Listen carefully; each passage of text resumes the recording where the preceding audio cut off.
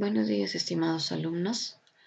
Vamos a continuar con los temas de las teóricas. En esta oportunidad, deficiencia inmunológica SIDA. Como puntos generales, debemos conocer que el VIH es una pandemia que se ha iniciado en la ciudad de Nueva York, Estados Unidos, en 1981. A partir de ahí, se ha ido comprendiendo y haciendo avances en la patogenia, epidemiología, diagnóstico y tratamiento. Se ha hecho énfasis en lo que corresponde al sistema inmune, por lo que se denominó una nueva inmunodeficiencia adquirida. Debemos saber que los linfocitos T, CD4 o los T cooperadores son los principales afectados por este retrovirus, por lo que esta disfunción inducida va a comprometer a toda la red de regulación inmunológica, tanto a nivel celular como de citoquinas, ya que éstas tienen un papel central en la respuesta inmune, tanto innata como adquirida.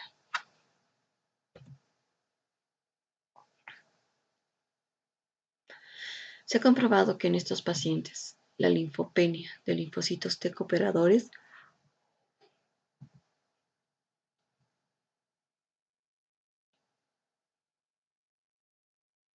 hay un aumento de los linfocitos T citotóxicos e hipergamaglobulinemia, alergia cutánea a diversos antígenos, ausencia una respuesta proliferativa de los linfocitos y se mantiene una función normal de los neutrófilos y del complemento.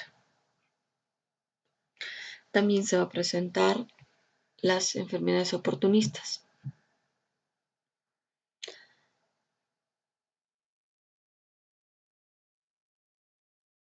Así como hay una normalidad en la inmunidad en pacientes trasplantados, renales o cáncer. Como habíamos dicho inicialmente, se denominó una nueva inmunodeficiencia adquirida o una manifestación inicial de una disfunción inmune.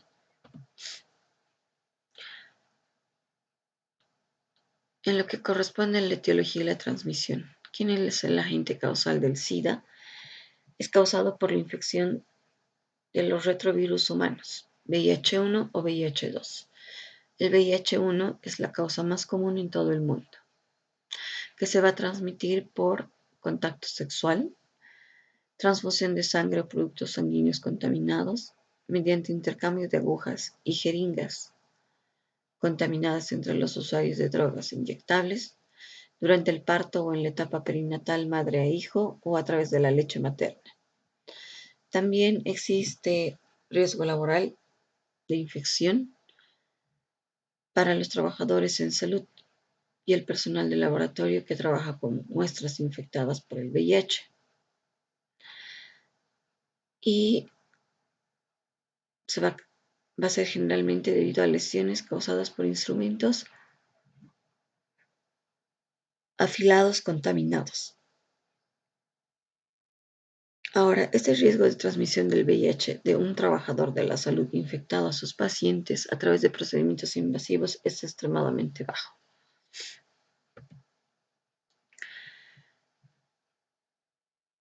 Vamos a hablar del virus como tal.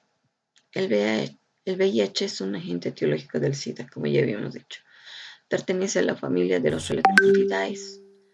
Pertenece a la subfamilia de los lentivirus. Se reconocen dos tipos. VIH como tropismo por linfocitos T humanos. Y los VIH-2 son retrovirus transformadores. La causa más frecuente de la enfermedad por VIH es por el tipo 1.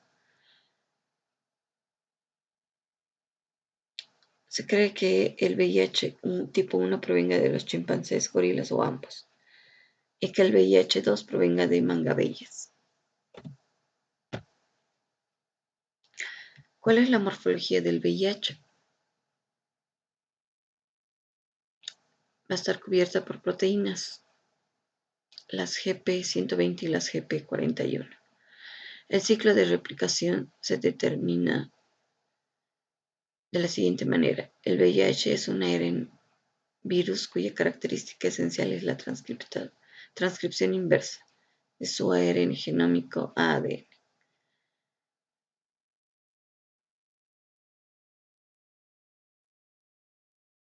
Tenemos la capa lipídica, que es el núcleo donde adquiere su cubierta externa.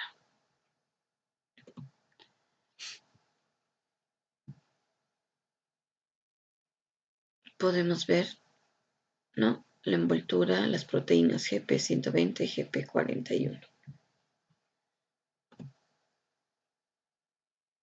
El genoma del VIH va a codificar sus propias proteínas estructurales. ¿Cuáles? La GAC, que va a codificar las proteínas que forman el centro del virión. PUL codifica las enzimas que participan en el proceso. Va a codificar la envoltura de las glucoproteínas.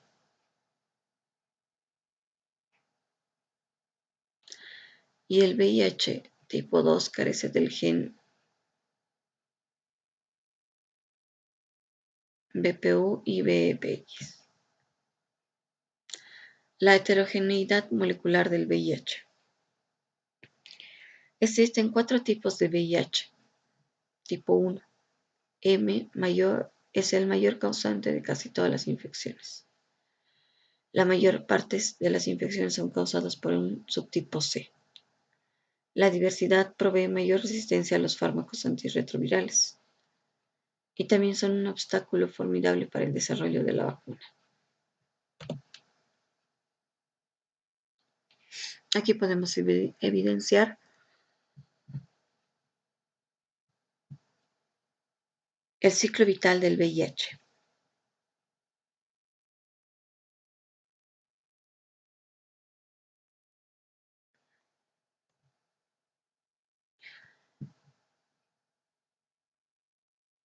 Bien, en cuanto a la fisiopatología e inmunopatogenia.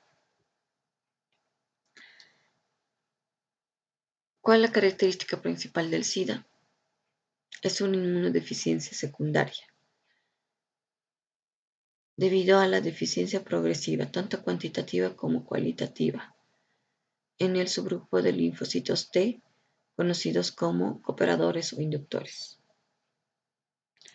Este subgrupo de células T se define desde un punto de vista fenotípico por la expresión en su superficie celular de la molécula CD4, que sirve como receptor celular primario para el VIH.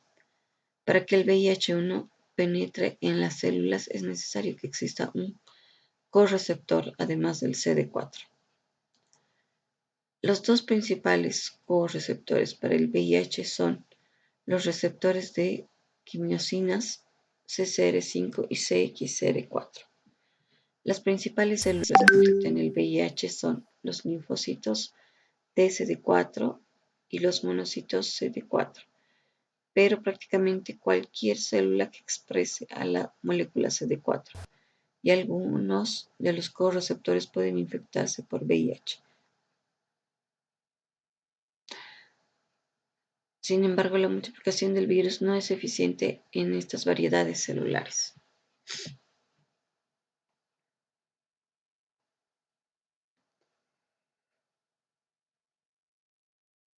Después de la infección primaria aparecen respuestas inmunitarias, tanto humorales como celulares contra el VIH. Las respuestas humorales comprenden anticuerpos con actividad enlazadora y neutralizantes con el VIH, así como anticuerpos que participan en la citotoxicidad dependiente de anticuerpos.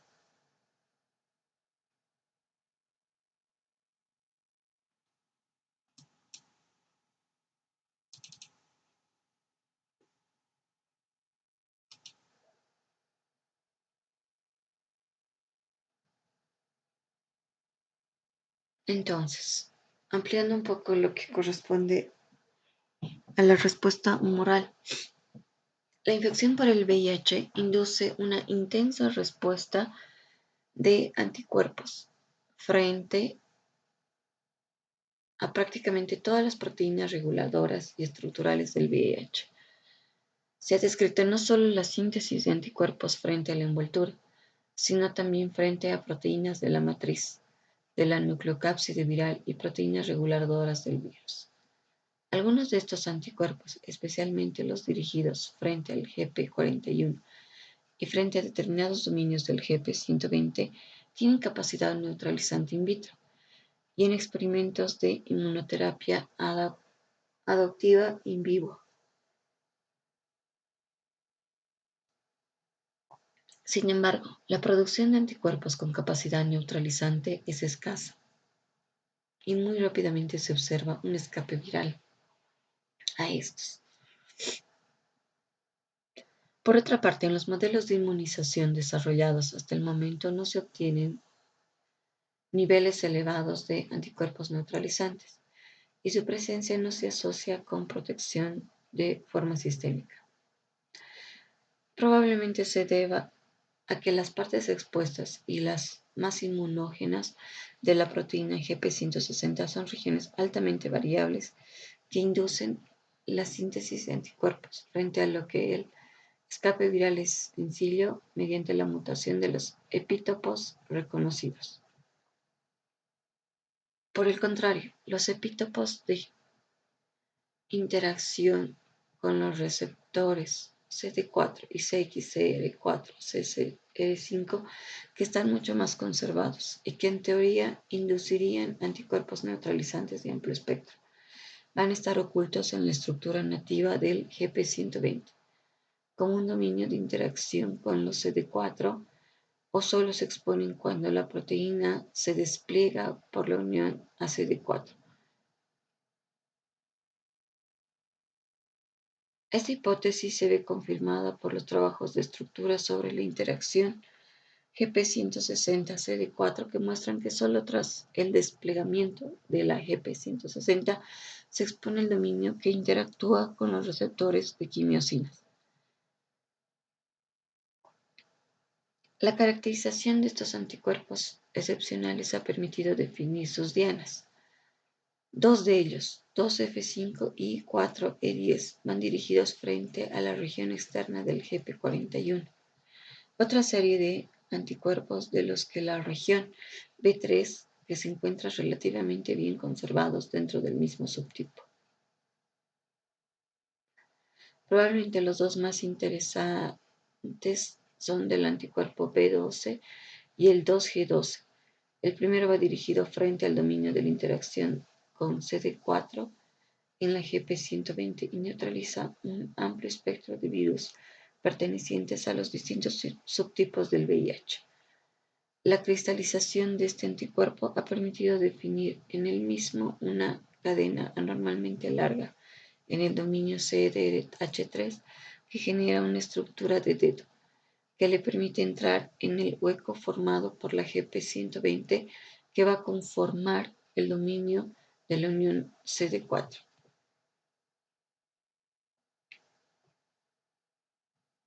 Este hallazgo plantea un nuevo desafío para el desarrollo de vacunas, ya que la eficacia de este tipo de anticuerpos requiere no solo el reconocimiento altamente específico de un epítopo, sino una estructura muy definida para poder alcanzar su diana.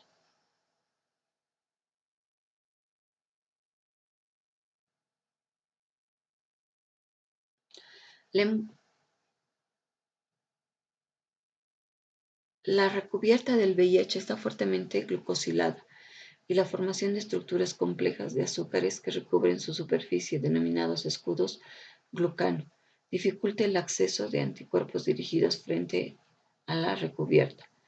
El hallazgo de que es posible generar anticuerpos dirigidos frente a estructuras glucano abre una nueva estrategia de inmunización frente al VIH, en la que se utilizarían azúcares en conformaciones determinadas para inducir anticuerpos neutralizantes.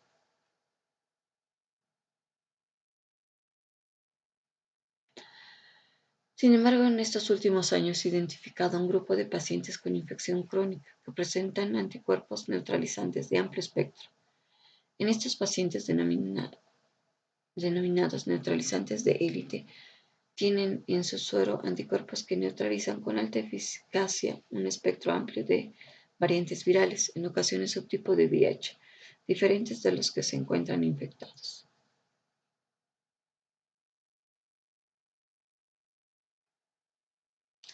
El estudio de los pacientes neutralizadores de élites muestra, en primer lugar, que la generación de anticuerpos de amplio espectro no es tan excepcional como pensábamos, ya que hasta el 3 a 5% de los pacientes con infección crónica generaban este tipo de anticuerpos.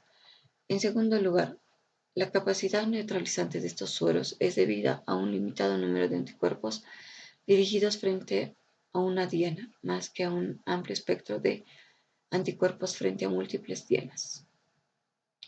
Las dianas identificadas con mayor frecuencia son regiones conservadas del dominio B3 y el dominio de la unión al CD4.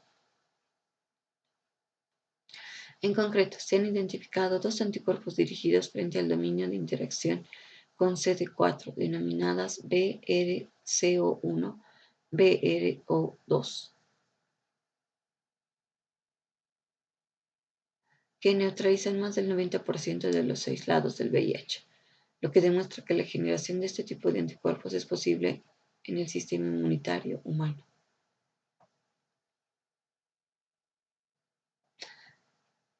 Dentro de lo que corresponde a las respuestas inmunitarias celulares, comprende la generación de los linfocitos TCD4 y TCD81 específicos contra el VIH, así como linfocitos citológicos, las natural killer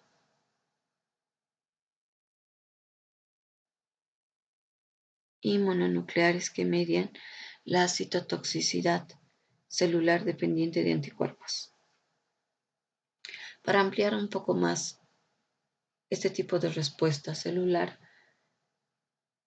se produce una respuesta celular antiviral en distintas poblaciones, los linfocitos CD4 colaboradores, linfocitos CD8 citotóxicos, CTL y células de estirpe natural killer. Sin embargo, la mayoría de los trabajos coinciden que las respuestas CD4 y CD8 constituyen probablemente el mecanismo más importante de protección frente al VIH. El estudio de la respuesta citotóxica in vitro CTL ha demostrado que en los pacientes seropositivos existe una expansión clonal del linfocito CD8 con actividad citotóxica. Esta respuesta celular es especialmente marcada en pacientes en estadio de prima infección y en controladores de élite, y su intensidad se correlaciona con el control de la replicación viral. Aunque la respuesta celular CD8 es especialmente intensa frente a proteínas del core, se han descrito clones frente a distintos epítopos de la proteína de la cubierta, la transcriptasa inversa, así como frente a proteínas reguladoras. Desde un punto de vista cualitativo, esta respuesta está completa en un doble sentido. Se reconocen múltiples epítopos de las distintas proteínas estudiadas y el estudio del repertorio de receptores antigénicos de linfocitos T revela que se utiliza un amplio espectro de reordenamientos. La respuesta celular no se limita a los linfocitos CD4, sino que se ha demostrado que una respuesta CD4 específica es importante no solo para la puesta en marcha de una respuesta inmune eficaz frente al VIH, sino por su propia actividad antiviral.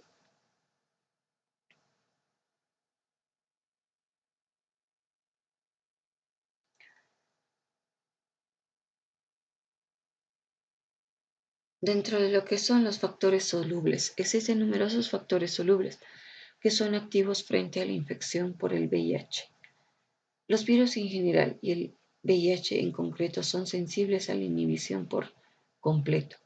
Los interferones también tienen actividad antiviral frente al VIH y una familia de proteínas, las defensinas, que son producidas por leucocitos polimorfonucleares y células dendríticas, tienen actividad frente al VIH y protegen de la infección in vitro. Por último, Las quimiosinas, que son ligandos naturales de los correceptores CCR5 y CXR4, compiten en la unión del VIH a la membrana y en determinados contextos, como la infección a través de mucosas o la propagación en la sinapsis inmunitaria, tienen un importante efecto antiviral. Probablemente todos estos mecanismos de inmunidad humoral inespecíficos vayan a representar una barrera frente a la infección por el VIH, pero son insuficientes para permitir un control completo de la replicación viral. Entonces, las respuestas inmunitarias celulares, volvemos a redundar, comprenden la generación de los linfocitos TCD4 y la CD81, específicos contra el VIH, así como los linfocitos citolíticos y mononucleares, que van a mediar la citotoxicidad celular dependiente de anticuerpos. Los linfocitos TCD8 también suprimen la multiplicación del VIH de manera no citolítica ni limitada al complejo mayor de histocompatibilidad. En efecto, es mediado por factores solubles, como las que acabamos de mencionar, como las quimiosinas CC, RANTES, M1P, 1A y las MIP1B. En gran parte, la respuesta inmunitaria natural al VIH es inadecuada.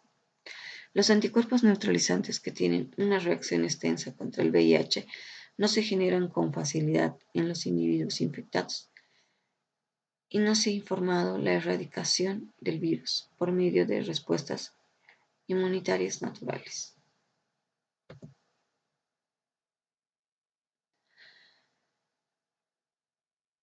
De acuerdo a la clasificación, tenemos la clasificación de acuerdo al estadio clínico y la clasificación inmunológica, que fue propuesta por la OMS para la infección por el VIH. Inmunodeficiencia asociada al VIH. Van a estar relacionados con la edad, ¿no? Tenemos ahí menores de 11 meses, de 12 a 35 meses, 36 a 59 meses, el porcentaje de CD4 y mayores o igual a 5 años, un valor absoluto por milímetro cúbico o un porcentaje CD4. Tenemos una no significativa, mayores de 5 años, que son el porcentaje de CD4 es mayor a 500. Leve va a ser de 350 a 499. Avanzada de 200 a 349. Y grave cuando este número de CD4 es menor a 200 milímetros de cúbicos o menos del 15%. Pregunta de examen. Como habíamos indicado, tenemos también lo que es la clasificación por el estadio clínico, de acuerdo a la clasificación de la OMS. En adultos y en adolescentes, tenemos el estadio 1, que se caracteriza por ser asintomática o una linfadenopatía persistente generalizada. El estadio 2 va a ser una pérdida moderada de peso, un 10%. Infecciones recurrentes, sinusitis, amigdalitis, faringitis, otitis media, herpes zóster, gaylitis angular, úlceras orales, erupciones papulares pruriginosas, dermatitis seborreica, onicomicosis. En el estadio 3, pérdida grave de peso idiopática, más del 10%. Diarrea crónica idiopática durante más de un mes. Fiebre persistente idiopática, mayor a 37.5 grados centígrados durante más de un mes. Candidiasis oral persistente, leucoplasia oral vellosa, tuberculosis pulmonar, infecciones bacterianas graves como neumonía, empiema, polimiositis, osteomielitis, artritis, meningitis, bacteremia, estomatitis, gingivitis o periodontitis, anemia, menos de 8 gramos de cilitro, neutropenia, menos de 0,5 por 10 a la 9 y trombocitopenia crónica. Ya en el estadio 4 es un síndrome de consunción por VIH, donde se va a presentar neumonía por neumocistis, neumonía bacteriana grave recurrente, una infección crónica de herpes simple, orolabial, genital o anorrectal, de más de un mes de duración, o visceral en cualquier duración, candidiasis esofágica, tuberculosis extrapulmonar, sarcoma de Kaposi, infección por citomegalovirus, toxoplasmosis del sistema nervioso central, encefalopatía por VIH, criptococosis extrapulmonar, infección diseminada por micobacterias no tuberculosas, leucoencefalopatía multifocal progresiva, criptoporitiasis crónica, isosporiasis crónica, micosis sistémica, histoplasmosis extrapulmonar coccidiomicosis, septicemia recurrente, incluyendo por salmonella notifoidea, linfoma cerebral o de células B no J, carcinoma cervical invasivo, leishmaniasis atípica, neutropatía sintomática asociada a VIH o miocardopatía asociada a VIH. Nuevamente, vamos a hacer hincapié en las manifestaciones clínicas. Tenemos el síndrome agudo por VIH. 50-70% de los individuos infectados experimentan un síndrome agudo en 3 a 6 semanas después de una infección primaria.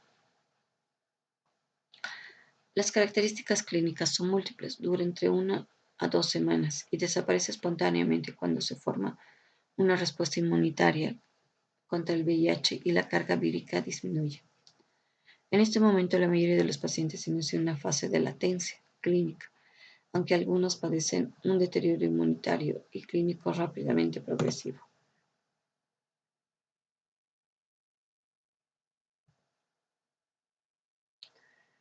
Características clínicas del síndrome agudo por VIH. Generales: fiebre, faringitis, linfadenopatía, cefalea, dolor retroorbidario, artralgias, letargo, anorexia. Neurológicos: meningitis, encefalitis, neuropatía periférica, mielopatía. Dermatológicos: exantema maculopapilar, eritematoso, úlceras mucocutáneas. La enfermedad sintomática. Los síntomas del SIDA se pueden presentar en cualquier momento de la infección por el VIH. En general, el espectro de esta enfermedad cambia conforme disminuye el recuento de las células TCD4. Las complicaciones más graves y peligrosas de la infección por el VIH ocurren en pacientes con células TCD4 menores a 200, como ya habíamos indicado en la clasificación inmunológica. La infección asintomática. El intervalo entre la infección por el VIH y la aparición de la enfermedad SIDA varía considerablemente, pero se calcula que el promedio es de 10 años.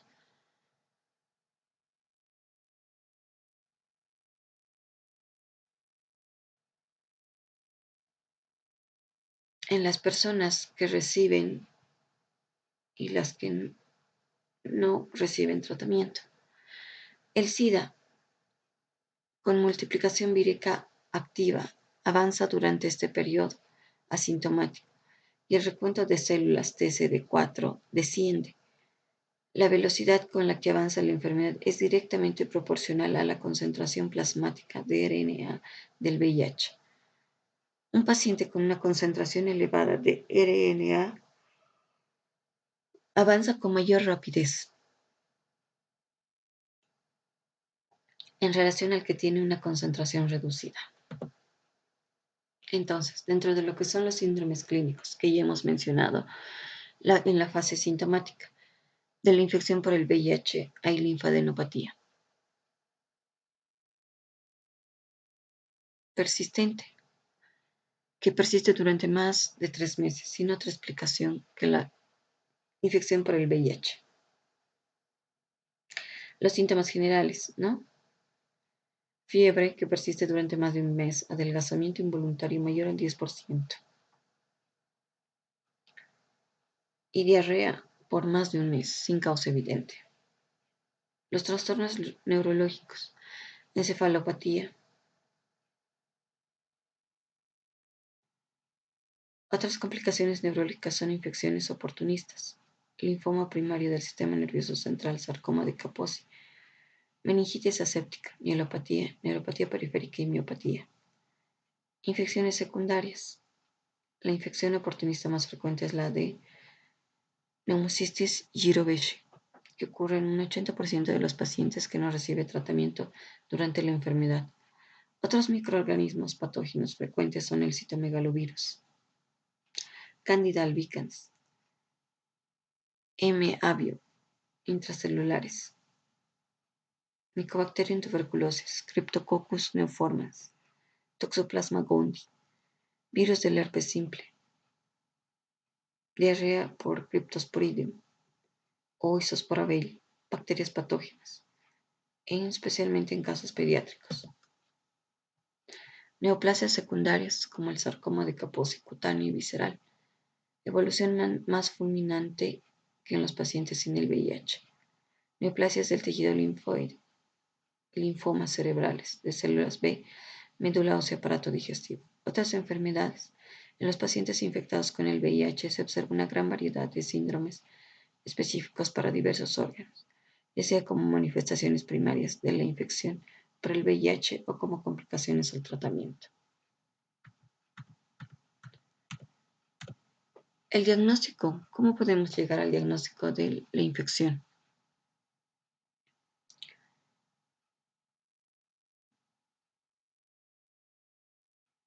Va a depender de mostrar la presencia de anticuerpos contra el VIH o la detección del VIH o uno de sus componentes. La prueba tradicional es encontrar anticuerpos contra el VIH utilizando inmunoanálisis enzimático. Esta prueba tiene una alta sensibilidad, muy elevada, bastante específica. La mayor parte de los equipos comerciales de inmunoanálisis enzimático permite detectar anticuerpos contra el VIH-1 y tipo 2. La prueba que se utiliza con más frecuencia es la inmunoelectrotransferencia, Western blot, la cual identifica anticuerpos contra antígenos del VIH de peso molecular específico. Los anticuerpos contra el VIH empiezan a aparecer durante las primeras 2 semanas de la infección y el periodo que transcurre entre la infección inicial y la aparición de anticuerpos detectables, rara vez es mayor de 3 meses. Se puede medir el antígeno P24 del VIH por medio de un análisis de captura de tipo inmunoanálisis enzimático. La concentración plasmática del antígeno P24 se eleva durante las primeras semanas después de la infección, antes de que aparezcan los anticuerpos contra el VIH.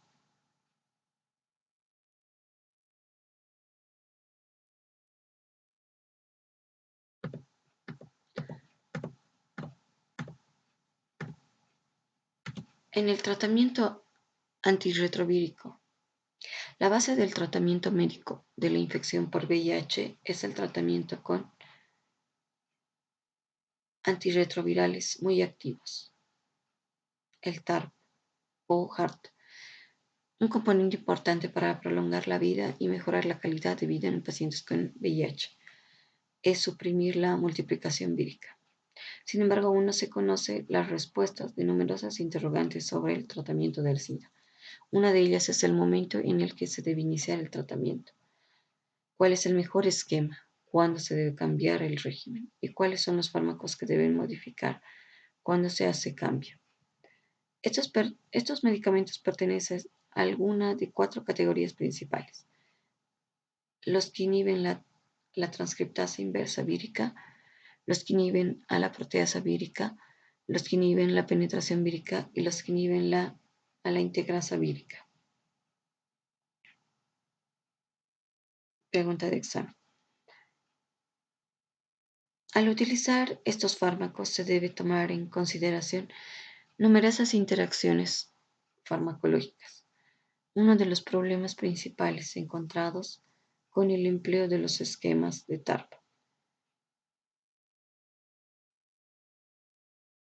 es un síndrome de hiperlipidemia y redistribución de la grasa que a menudo se denomina síndrome de lipodistrofia.